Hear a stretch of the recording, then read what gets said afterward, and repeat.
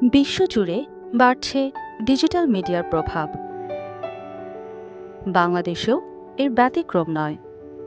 বাংলাদেশে photography, film, television মিডিয়াতে কাজের জন্য দক্ষ ও যোগ্যতা সম্পন্ন জনবল সৃষ্টির উদ্দেশ্যে গড়ে উঠেছে বিভিন্ন সরকারি ও বেসরকারি প্রতিষ্ঠান। তেমনি এক প্রতিষ্ঠান হল পাঠশালা সাউথ এশিয়ান মিডিয়া ইনস্টিটিউট।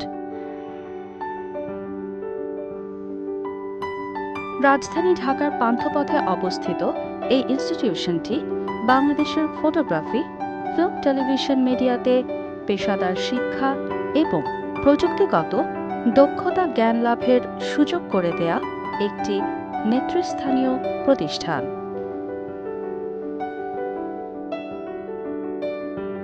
পাঠশালা নামটি এসেছে দক্ষিণ এশিয়ায় প্রচলিত প্রাচীন শিক্ষা ব্যবস্থার ধারণা থেকে।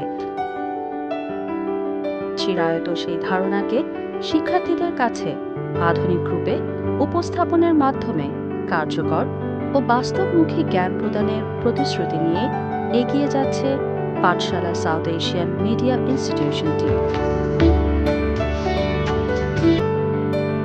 1998 সালে ফটোগ্রাফি ডিপার্টমেন্টের মাধ্যমে যাত্রা শুরু করা প্রতিষ্ঠানটি পরবর্তীতে 22 মার্চ 2010 সালে তাদের ফিল্ম অ্যান্ড টেলিভিশন ডিপার্টমেন্ট চালু করে, যা পূর্বে ব্রডকাস্ট এবং মাল্টিমিডিয়া ডিপার্টমেন্ট নামে পরিচিত ছিল।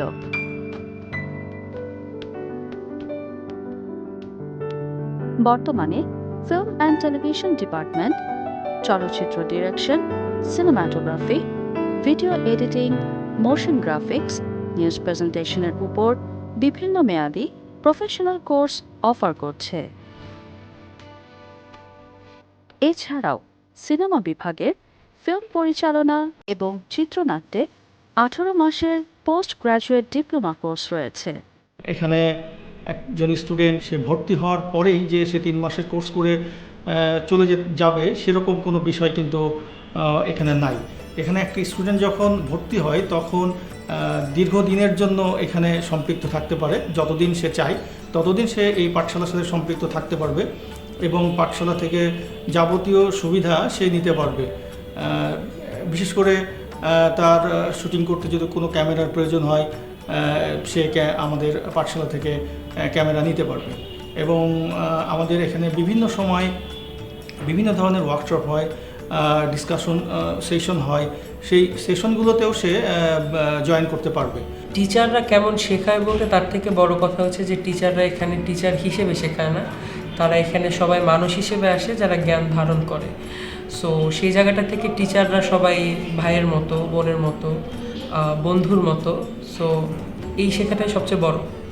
এখন ওয়ার্ল্ড হচ্ছে গ্লোবালাইজেশনের ফলে আপনি যে কোনো ক্ষেত্রে আপনি আমেরিকাতে বসেও যে একটা জিনিস তৈরি করতে পারতেছে, আপনি এখানে বসে ওই জিনিসই তৈরি করতে পারবেন। আমাদের ওই সুযোগ এখানে পাঠশালাতে আমরা ওইভাবেই শেখানো হয় যে আমাদের যেন কোনো কোথাও যেন ল্যাকিংস না থাকে। আমরা এখানে ক্রোমা স্টুডিও আছে, আমরা এখানে একদম ভিজুয়ালভাবে সব কিছু প্রেজেন্ট করতে পারি, দেখাতে পারি। তো সেক্ষেত্রে নতুন যারা আছে তারা যেন মানে ডেডিকেটেড হইতে হবে, সোজা বাংলা একদম। প্রতিটা শুটিংয়ের সময় একজন সিনেমাটোগ্রাফারকে বিভিন্ন ধরনের সমস্যার সম্মুখীন হতে হয় এবং সে এই সমস্যা সমাধান করে একটা ভালো ভিজুয়াল নিয়ে থাকে। সো এই টেকনিক এবং টেকনোলজি জানার জন্য তাকে সবসময় স্টাডির ভিতরে থাকতে হবে এবং তাকে জানতে হবে। না জেনে কোনো কাজ করাটা একজন সিনেমাটোগ্রাফারের কখনোই উচিত না। আপনার এখানে পূর্ব অভিজ্ঞতা থাকুক কিংবা না থাকুক, আপনি যদি নতুন হয়েও একটি কোর্স শিখতে আসেন, তবুও এখানকার কোর্সগুলো যেভাবে সাজানো হয় এবং এখানকার ইনস্ট্রাক্টররা যেভাবে হেল্প করে, সেই হিসেবে আসলে আমি বলবো এখানে কোর্স করার জন্য আসা উচিত পাঠশালা।